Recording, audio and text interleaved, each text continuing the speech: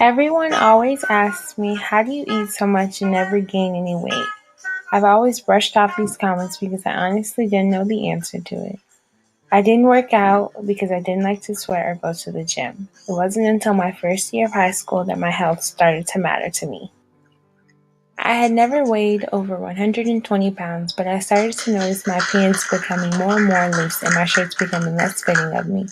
My mom told me that I needed a new wardrobe because I was growing up. It was weird and it caused me to become very insecure. I was already little, but now I was down to 107 pounds. Not only was I losing weight, but I was also feeling weak and tired for no reason. It wasn't until I had slept for over 8 hours and I had absolutely no energy to get out of the bed the next morning for school is when my mom became worried. She sat at the foot of my bed and asked had I started using any type of drugs. My mouth dropped to the ground in shock. I yelled no and laid back down. The next day, my mom made a doctor's appointment to figure out what was going on with me.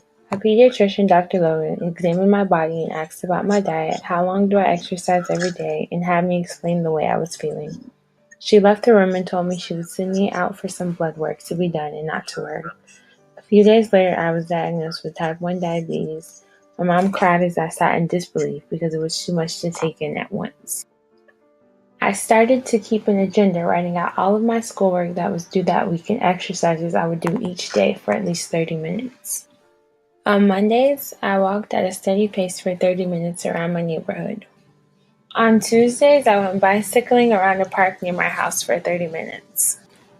On Wednesdays, I would spend 30 minutes on the treadmill. 15 of them would be jogging and the other 15 I would spend walking. On Thursdays, I would try to find a different sport to play for 30 minutes, like basketball, football, or even swimming.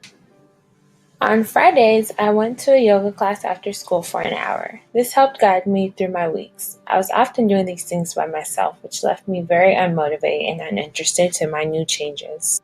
I asked my mom, do you want to come exercise with me for a little, with a puppy face? She smiled and said, I would love to. I didn't want you to feel like I was hovering over you or anything. I was relieved that she started to come with me. I also had put myself on a schedule where I ate at 3 specific times each day and kept healthy snacks in my bag like string cheese, grapes, or yogurt. I Googled different meals that were high in fiber and low in carbs to meal prep at the beginning of each week. My favorite meal is baked chicken with brown rice and broccoli with a side of fruit and milk, but I always switch it up so I don't get bored with my meals. Now this is my 4th year after being diagnosed and I still do the same thing to keep up with myself. I learned through this experience that you may not see it, but your health has a direct impact on your life. I've been maintaining healthy insulin levels and my confidence has been so high. Baby steps are always a good way to start, and gradually moving up is easier. I felt like my life had stopped at one point and was over, but now I feel better than I have ever felt. My favorite saying is health is wealth. Remember to take care of yourself.